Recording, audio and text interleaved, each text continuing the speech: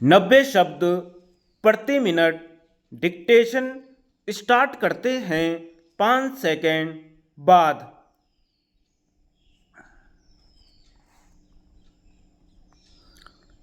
उपसभापति महोदय, मैं आशा करता हूं कि आप मुझे थोड़ा सा ज़्यादा समय देंगे, क्योंकि मुझे अपने संशोधनों को भी स्पष्ट करना पड़ेगा।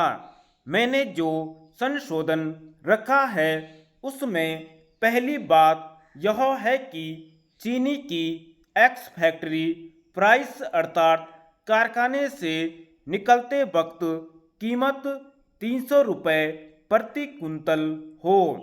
दूसरा संशोधन यह है कि चीनी के वितरण पर अब नियंत्रण को ढीला किया जाए, क्योंकि चीनी का उत्पादन बहुत बढ़ गया है।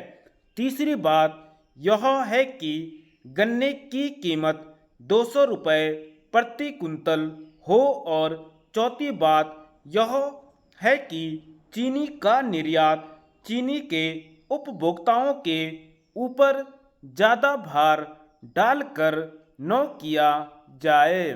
मैं इन प्रश्नों को आपके सामने स्पष्ट करना चाहता हूँ।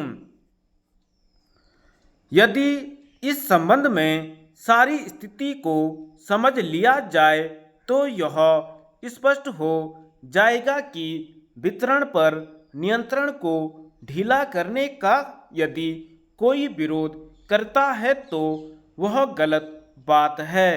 चीनी के कारखाने वाले भी यह चाहते हैं कि सरकार ने जो कीमत चीनी की निर्धारित की है भाव उससे कम न होने पाए। वितरण पर जिस तरह का नियंत्रण आज रखा हुआ है, यदि उसको कमज़ोर किया जाए तो निश्चित रूप से कारखानों से जिस कीमत पर चीनी बिक रही है उस पर वह नहीं बिक सकेगी। यह कहा गया है कि चीनी का उत्पादन बहुत अधिक हुआ है और आशा की जाती है कि अगले साल उत्पादन इससे भी अधिक होगा। यह बहुत अधिक खुशी की बात है। जब इस सदन में चीनी के बारे में बहस हुई है कि चीनी का उत्पादन जितना होना चाहिए उतना नहीं हुआ है, यह बड़ी खुशी की बात है कि अब चीनी का उत्पादन आशा से अधिक हो गया है। इस कार्य में गन्ना किसानों का बहुत बड़ा योगदान है। कल मंत्री महोदय ने एक दूसरे विषय पर चर्चा करते हुए यह सही बात कही थी कि उनके सामने समस्या यह है कि चीनी का जो उत्पादन हो गया है उसको वह क्या करें। उस चीनी को इस मुल्क में खपाए या उसका निर्यात करने के बारे में विचार करें।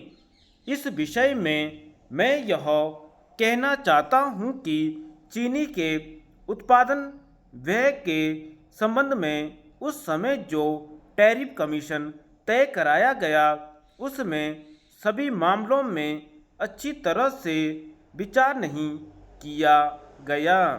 अच्छा तो यही होता कि टैरिफ कमीशन की रिपोर्ट पर इस सदन में विचार और विस्तार से चर्चा की जाती।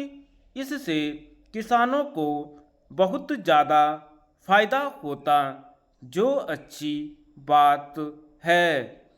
धन्यवाद।